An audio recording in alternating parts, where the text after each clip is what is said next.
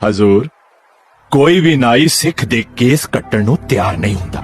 ਉਹਨਾਂ ਨੂੰ ਤਾਰੂ ਸਿੰਘ ਤੋਂ ਪੈ ਆਉਂਦਾ ਹੈ ਔਰ ਦੁਹਾਈ ਪਾ ਰੋਂਦੇ ਨੇ। ਕਾਲ ਕੋਠੜੀ ਚ ਪਾ ਦਿਓ ਸਾਰਿਆਂ ਨੂੰ, ਜਲਦੀ ਜਲਾਦ ਬੁਲਾਓ, ਐਸੀ ਖੋਪੜੀ ਲਾ ਦਿਓ। ਮੈਂ ਇਸ ਦੇ ਸਿਰ ਤੇ ਕੇਸ ਵੇਖਣਾ ਨਹੀਂ ਚਾਹੁੰਦਾ।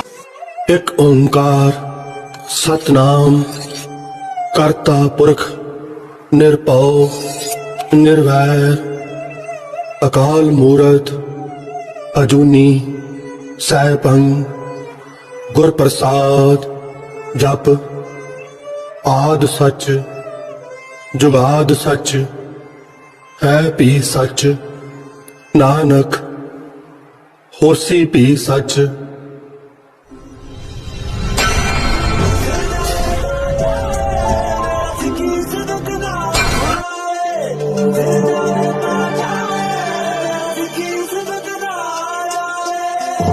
Oh,